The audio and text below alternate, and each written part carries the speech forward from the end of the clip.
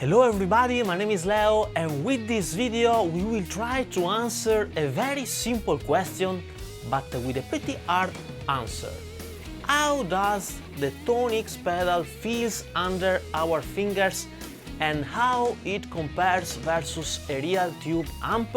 In order to answer in the most scientific way possible, we will check out the latency, the dynamic range management, the frequency response and the note envelope. Let's start! One pretty important characteristic of a tube amp is that it responds instantaneously to our touch. I mean, with zero latency. Basically, you play and the only latency introduced is the time the waveform produced by the speaker takes to reach our ears. On the other hand, digital pedals or modelers have to transform the guitar signal from analog to digital, then they have to perform some calculation, then the signal has to be converted once more from digital to analog, and then it is sent to the speaker. These calculations and conversions require time, which is called latency. If this time is too long, well, we start feeling a slight delay happening from the time we hit the string and the time we actually hear the sound. And this could be pretty uncomfortable and annoying for some of us. Now, I have measured the latency introduced by the ToneX pedal, and actually I was expecting a pretty big number, as it has 24-bit at 192 kHz conversion, with 123 dB of dynamic range advertised. These are pretty big numbers that requires a lot of calculation power. I mean, 192 kHz are a lot. Therefore, I thought that all these calculations imply a bad latency value. Well, this is the impulse I have sent to the ToneX pedal to measure the latency, and this is the ToneX pedal response. I have taken few measures, I mean, with ToneX pedal internal profiles, with my own profile, with the reverb on and off, etc. And I have always obtained almost the same value, that is about 3 milliseconds. Now, this is not the best in class, as for instance the new X Amp Academy or the Boss GX100 have better latency value at around 1 millisecond, but it is a pretty good value that is in line with the FM3 and the Quad Cortex. If you want more info about latency and the values I've measured for other 23 modelers, you can check out the video in the card above. Let's now check out how the ToneX pedal compares to a tube amp in terms of general frequency response, bass frequency, dynamic range management and note envelope.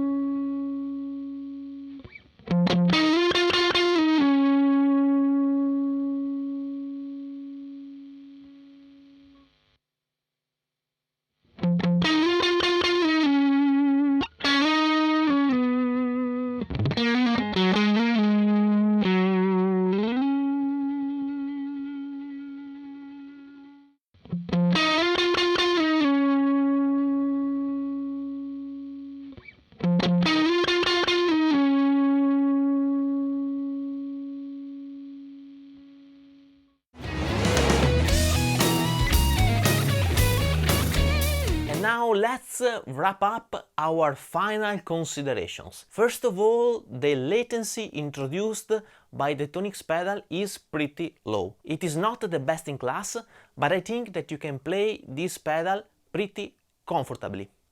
Of course, if you use it with other digital devices, the latency is gonna sum up. And if you go through many digital pedals, something like the Revolt could be better, having zero latency. But in any case, the pedal has a very good latency value, not the best, but among the best ones. And I think that it's a plus, considering that the converters in this unit are pushed at 192 kHz and 24 bits. In the most tone-oriented sound test section of this video, I wanted also to check out the pedal versus the plugin, its plugin counterpart, and not only versus the Real amp. In fact, I already knew that the ToneX plugin profiles were very good, thanks to the extensive tests I've done in the past with my video. And so I wanted to verify if the conversion stages inside the pedal ruin the sound or not. And actually, the conversion stages does not ruin or affect the tone, and the pedal actually sounds almost indistinguishable compared to the plugin. And this testifies that the converters do their job pretty well. I was not able to recognize more noise introduced by the pedal, and it was very hard for me to notice any difference with the plugin or with the Real amp in terms of noise. On the other hand, the profile done with the plugin counterpart are very good, as I have already demonstrated in my review of the plugin itself. So all in all, in terms of tone and feel, this pedal is very good.